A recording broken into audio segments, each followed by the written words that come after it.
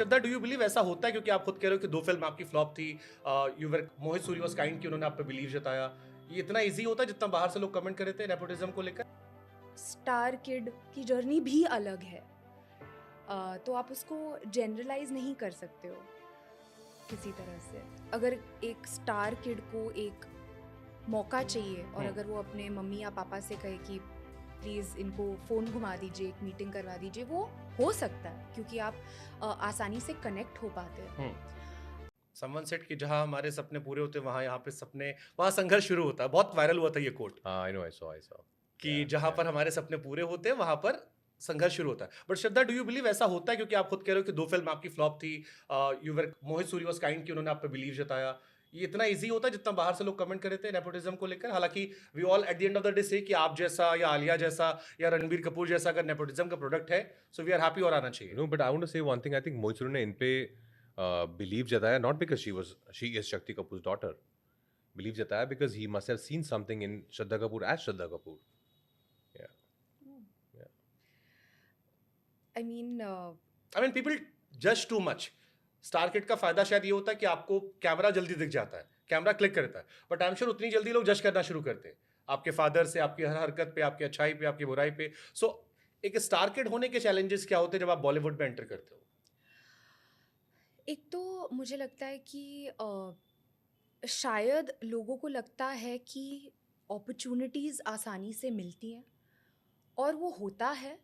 I am sure कि अगर एक अगर एक स्टार किड को एक मौका चाहिए और अगर वो अपने मम्मी या पापा से कहे कि प्लीज़ इनको फ़ोन घुमा दीजिए, एक मीटिंग करवा दीजिए, वो हो सकता है क्योंकि आप आसानी से कनेक्ट हो पाते हैं।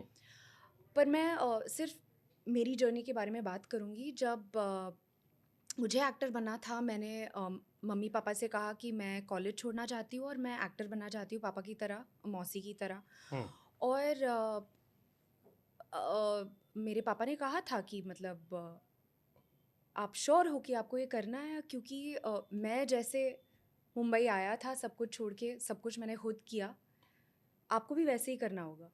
तो आपको भी ऑडिशंस देने पड़ेंगे, खुद मेहनत करनी पड़ेगी। तो मैं बहुत ज़्यादा क्या कहते हैं, बहुत ज़्यादा ग्रेटफुल हूँ कि मेरे पापा ने मुझे ऑफ कोर्स इमोशनली बहुत ज़्यादा सपोर्ट किया, क्योंकि मेरी पहली 2 फिल्में नहीं चली। पर उसके बाद और पहली फ़िल्म के लिए भी मुझे ऑडिशंस देने थे और वो मेरे पापा ने कहा मुझसे कि आपको ऑडिशंस तो देने पड़ेंगे क्योंकि जैसे मेरी जर्नी रही है तो आपको भी वैसे ही करना पड़ेगा। तो मुझे लगता है कि हर स्टार किड की जर्नी भी अलग है। तो आप उसको जनरलाइज़ नहीं कर सकते हो किसी तरह से। पर डेफ़िनेटली अगर आप कह रहे हो कि मतलब कनेक्ट अगर आपको करना है किसी से, वो अपॉर्च्युनिटीज़ है।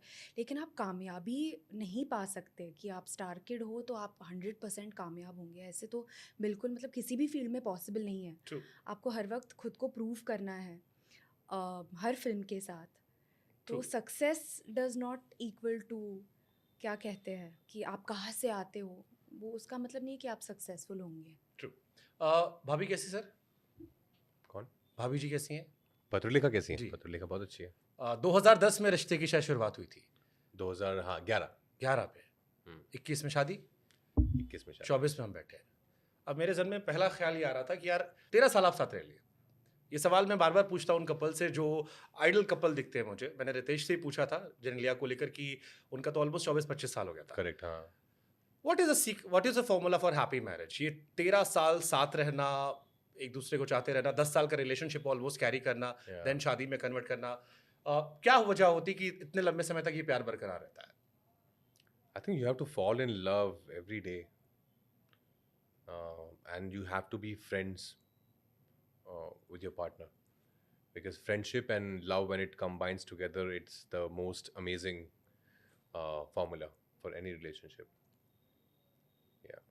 So I think these two, I would say, just be friends with your partner and just fall in love every day.